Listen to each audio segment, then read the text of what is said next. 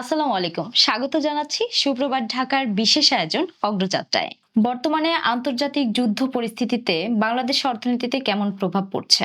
এই যে যুদ্ধ পরিস্থিতি, স্পেশালি ইরানের সাথে যে আমেরিকা, ইসরায়েল এখন যে যুদ্ধ চলছে, এটা আসলে কি এই যুদ্ধটা শুধু বাংলাদেশ না, বিশ্বব্যাপী তার একটা বড় প্রতিক্রিয়া আছে। এবং এটাকে আমি যুদ্ধটা এইভাবে আমি নাম দিই, যেটা একটা অর্থনৈতিক ওয়ার। এখানে হচ্ছে যে পুরো জিনিসটা যদি আমি একটু ভালোভাবে অবজার্ভ করি, পুরো জিনিসটা কিন্তু অর্থনীতি নিয়ে কিন্তু এই যুদ্ধটা চলছে। এটা ফুল বিজনেস।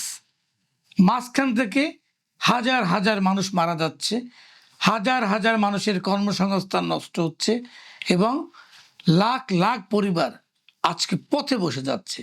শুধু বাংলাদেশ না, আমি মনে করি যে বাংলাদেশ তার চেয়ে বরং অনেক বেটার পজিশনে আছে।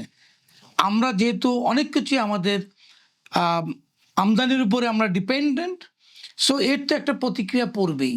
কিন্তু এর পাশাপাশি আমি মনে করি যে বাংলাদেশের জনগণ যদি অনেক সচেতন হয় এবং তারা যদি সব কিছু সরকার যেভাবে পরিকল্পনাগুলি নিচ্ছে, জনগণ এখন যেটা করার কথা সেভাবে যদি আমরা মেনে চলি, আমার মনে হয় যে আমরা হচ্ছে সাহসী জাতি।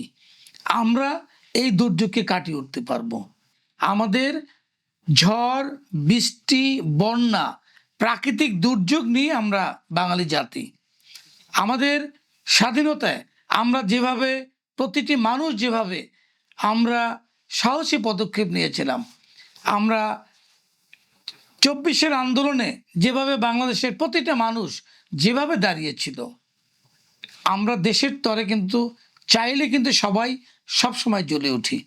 সো এই যে ক্রাইসিস, এই ক্রাইসিসে অনেক ধরনের সমস্যা আসবে আমাদের, কিন্তু আমি মনে করি আমরা যদি সাহসের সাথে জিনিসগুলোকে ক্রিটিসাইজ না করে জিনিসগুলোকে যদি আমরা সত্যিকারভাবে মোকাবেলা করি, আমার মনে হয় যে বাংলাদেশ পৃথিবীর অন্যান্য দেশের তুলনায় বাংলাদেশ এই সিচুয়েশনকে মোকাবেলা করতে পারবে।